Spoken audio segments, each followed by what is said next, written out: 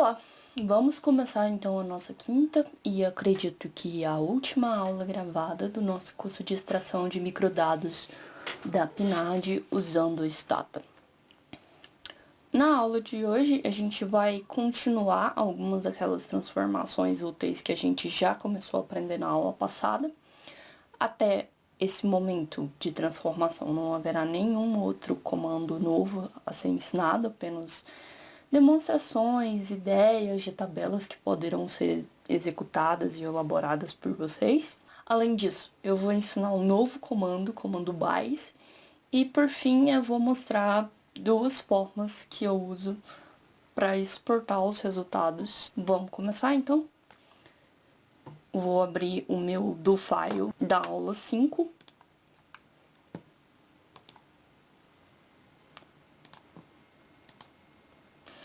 A primeira linha de hoje que a gente vai executar é uma linha que executa toda aquela coisa que a gente executou na aula passada. Lembra que eu disse que tinha um do file, um comando no do file que pedia para executar outro do file? É exatamente isso que eu vou fazer.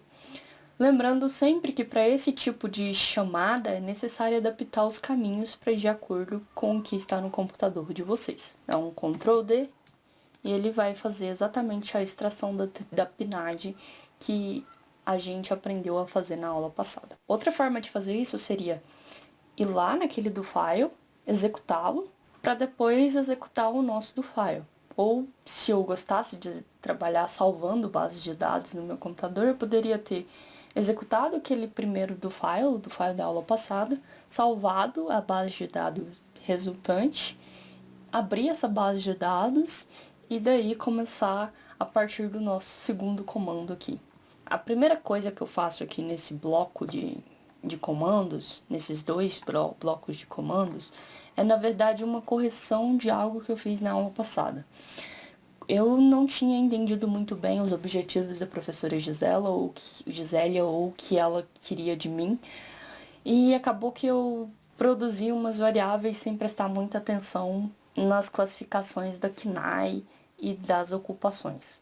Na aula passada, eu corrigi o erro da KNAI já no do file. Se vocês olharem com bastante atenção no file da aula passada, eu corrigi os erros que eu cometi em relação à KNAI. Na aula de hoje, eu refiz aquela classificação para as ocupações em que as pessoas estão empregadas. Dessa vez, eu fui até o arquivo de estrutura da ocupação e procurei todo mundo que poderia trabalhar com alimentação.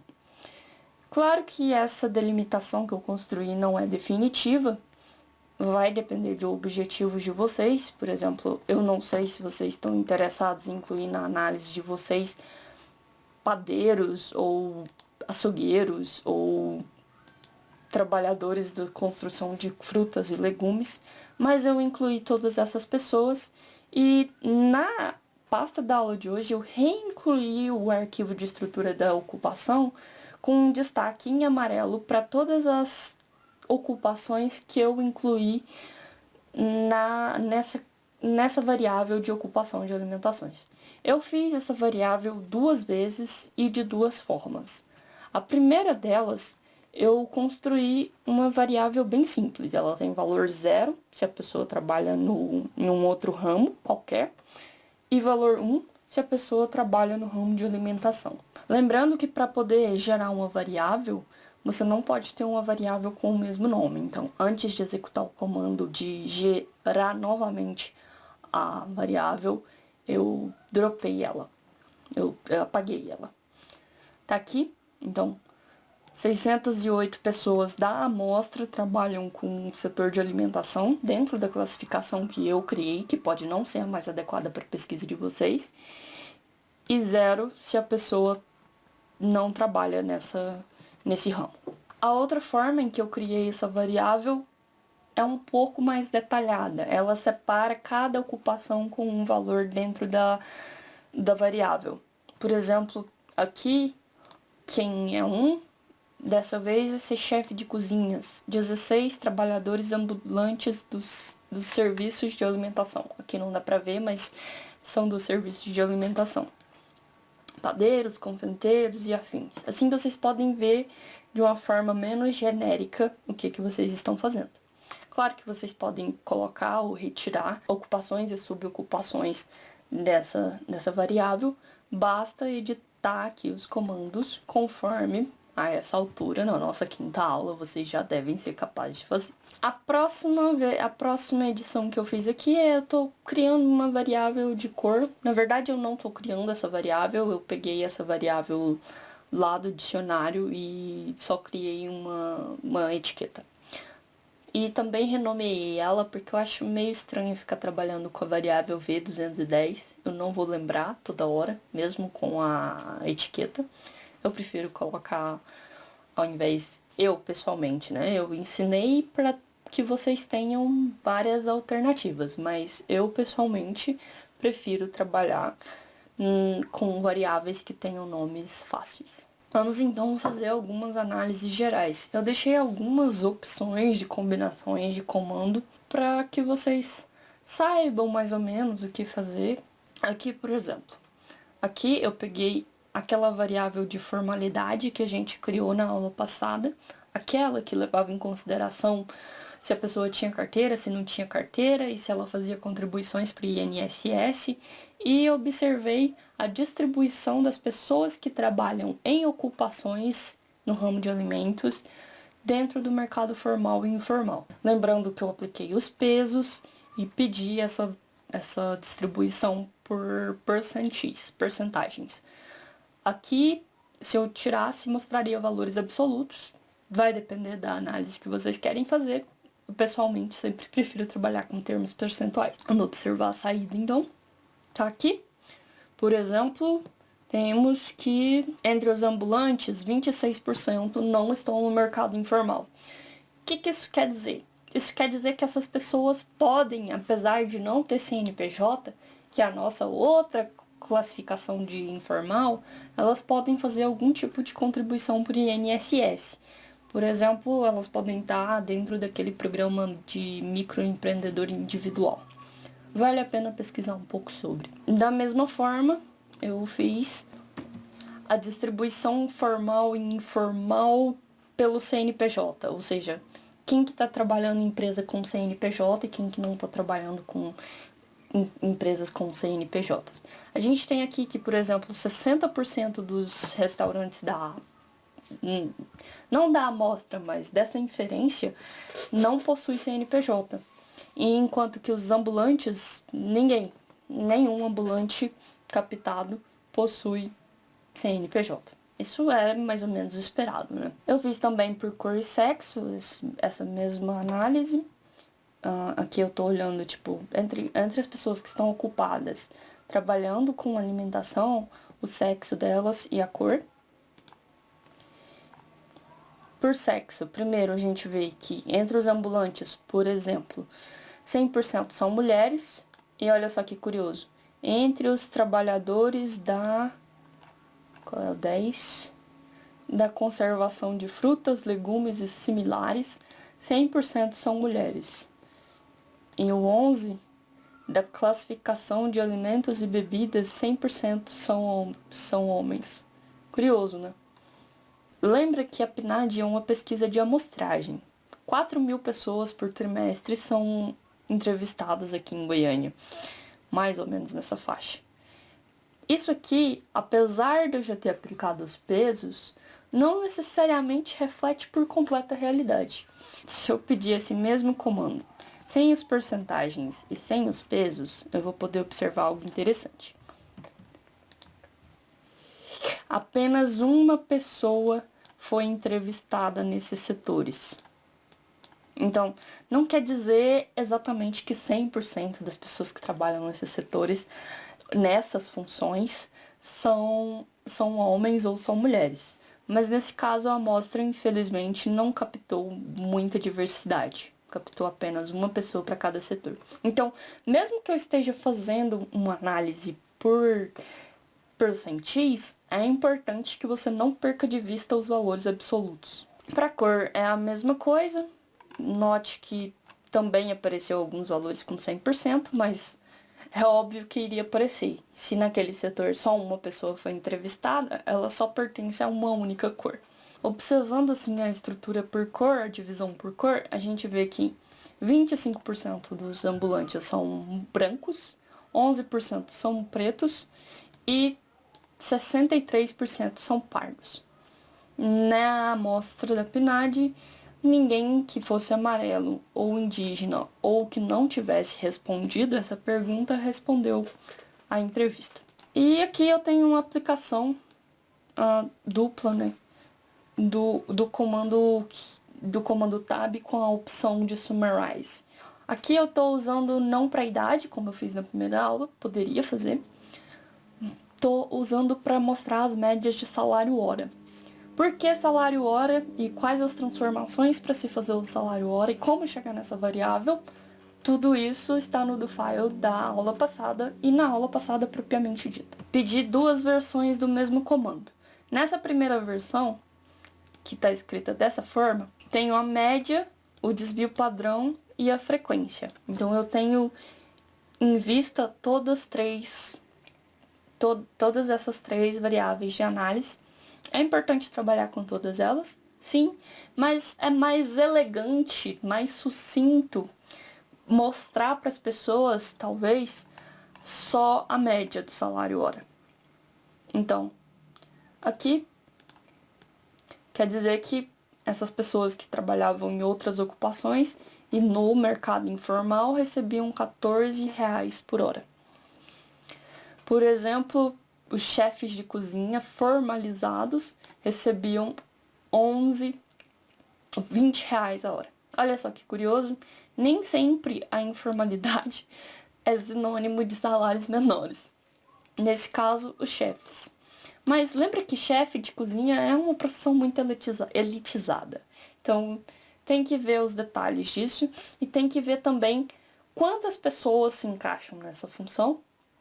Aliás, nessa especificação que é formal e chefe de cozinha, porque a amostra pode ser muito pequena e está atrapalhando a nossa inferência. Pode ser que, assim como aconteceu anteriormente, só uma pessoa tenha sido entrevistada. Aqui, lembra que só uma pessoa foi entrevistada para essas funções? Era só uma e ela estava no mercado formal. Então não tem média informal aqui nesse caso. É possível fazer inferência, mas não é possível fazer milagre. Então, se ninguém foi entrevistado com essas características de estar nessas ocupações e no mercado informal, não foi possível gerar uma estimativa ou fazer uma inferência sobre isso. Tudo isso que eu estou fazendo até agora, eu estou fazendo para toda a amostra. Lembrando que toda a amostra que a gente construiu tem 4 trimestres de 2019 e um de 2020. Mas aí você pensa, mas eu quero saber ao longo do tempo como isso evoluiu. Eu não quero saber todo mundo ao longo desses 5 trimestres. Então, para isso, eu vou apresentar para vocês um novo comando, um comando BAIS. Na verdade, ele já apareceu em um do file, se não me engano, do file da aula 3, mas hoje eu vou explicar exatamente como ele funciona. Para usar o comando BAIS, nesse caso específico, eu estou criando uma nova variável. Que variável é essa? É uma variável que conta o tempo. Então, eu vou ter 1 para o primeiro trimestre de 2019, 2 para o segundo trimestre de 2019 e assim sucessivamente até que o valor 5 vai ser o primeiro trimestre de 2020. E por que eu fiz isso? Porque o comando BAIS, ele quer dizer em português, em bom português, por. Então, o que está escrito aqui? Stata. Por tempo, ou pela variável tempo, para cada unidade de tempo, me dê um tab, exatamente o que está escrito aí, um tab alimentício CNPJ, que é aquela mesma coisa que a gente já tinha feito antes. Por que eu criei essa nova variável? Porque se eu usasse trimestre, ele não saberia distinguir entre o primeiro trimestre de 2019 e o primeiro trimestre de 2020. Para esses dois pontos no tempo, que são bem diferentes, ele entende da mesma forma. Então, o que acontece se eu executar esse comando dessa forma agora? Ctrl+D. Opa, esqueci de criar a variável tempo. Aliás, eu não estou mostrando as linhas vermelhas que aparecem no Stata, né? Mas sempre que você faz algo de errado, ele te avisa. E às vezes ele é bem generoso, ele te avisa exatamente o que está errado. Aqui ele está dizendo, variável tempo não encontrada. Por que que ela não foi encontrada? Porque eu não executei o comando de criar ela antes. Então, vou rodar até aqui a primeira linha. Olha só, com só um comando, eu gerei 5 tabelas. Essas tabelas são exatamente aquela que a gente viu antes de CNPJ e não CNPJ. Só que dessa vez, ao invés de fazer uma análise genérica para os 5 trimestres que eu tenho na amostra, ela está me gerando uma para cada trimestre. E isso facilita muito o seu tempo. Essa é a única forma de fazer essa divisão? Não é. É a mais fácil, pelo menos que eu considero. Eu poderia ir fazendo tab, CNPJ formal, tab alimentício formal, if trimestre é igual a 1 e trimestre e ano igual a 2019. Concorda que mesmo que eu tenha que ter criado uma variável antes, foi muito mais fácil fazer dessa forma de agora? Aliás, eu teria que fazer isso aqui. Eu teria que dar esse negócio aqui toda vez. Eu ia pedir tab, alguma coisa, if, e se isso, e ir trocando conforme eu fosse passando o tempo. Ao invés disso, eu fiz isso só uma vez e dei um byte. Quando eu tava digitando, eu fui copiando e colando e trocando as coisas. Gastei 5 minutos para digitar tudo isso.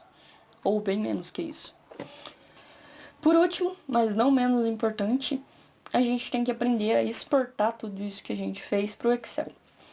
Para o Stata 11 não tem muito recurso. Para os Statas a partir do 13, eu encontrei uma videoaula que ensina a fazer isso de uma forma que eu não achei simples. Além disso, o vídeo está em inglês. Mas assim, se alguém tiver curiosidade, eu deixei essa videoaula linkada lá na pasta. Como eu normalmente faço isso? Eu copio e colo. Simples assim. Simples e lusitano, né? Eu venho aqui, vou em Copy Table. Copy Table tem que ser essa opção. Não pode só dar o Ctrl C. Tem que ser Copy Table.